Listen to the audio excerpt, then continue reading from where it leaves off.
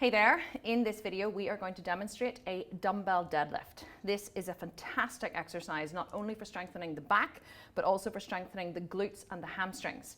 However, one of the most common mistakes I see people make in this exercise is they don't lift heavy enough. In this exercise, for my top set, I do 60 kilos in each hand. 60 kilos is about 140 pounds per hand. Now, I'm not saying that that's what you should be lifting, but what I am saying is if this exercise is going to be effective, you do need to lift heavy in your final set after a good warm-up. Now, it is an exercise that you could injure yourself on if you didn't know how to do it effectively, so I'm going to teach you today how to do it effectively and safely. The first thing that you need to get yourself is a pair of Cobra grips or wraps. I like the Cobra grips because they're very easy to put on and very easy to take off. So you simply wrap your Cobra grips on, left and right, and then this is going to enable you to have grip strength whenever your grip strength fails. Your grip strength will always fail before your back strength does. So that's why it's really effective to have these grips for any kind of back work, pull-up work, or any kind of dumbbell work. Now for my first set, I'm going to lift a 20 kilo dumbbell.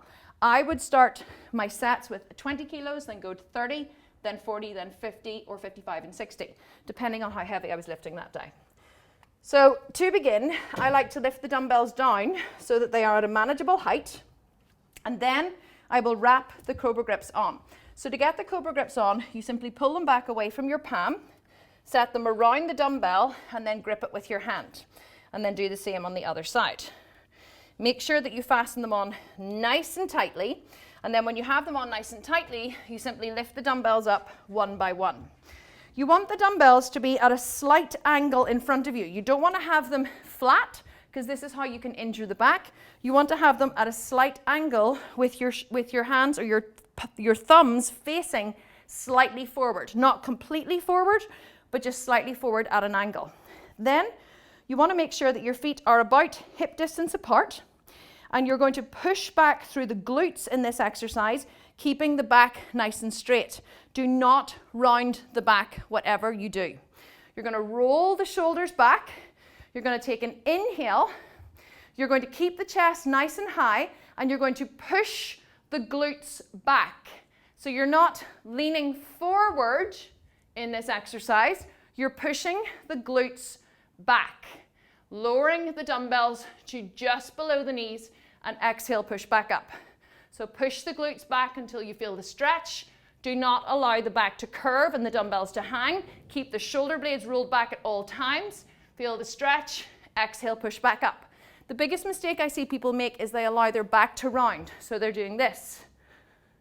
This is not a safe way to perform this exercise. It's not a stretch in the shoulders, it's a stretch in the hamstrings. So watch again. Shoulders back, push the butt back. Lower with control, keep the chin forward, chest high, exhale, push back up. And then whenever you're ready, you can either set the dumbbells down, or if they're extremely heavy, you can just drop them, which is what I like to do in my final set. So remember to stay safe in this exercise. It's glutes back, chest forward, feel the stretch in the hamstrings, and then squeeze all the way up to the top. You don't need to push your hips forward at the top of this. It's another thing I see people do, which isn't necessary. They lower, and then they do this. Not necessary. Lower with control, come back to the top, lower with control, come back to the top. Do not be pushing your hips forward and crunching into the lower back, because that is a one-way road to injury. So have fun with this exercise and be safe.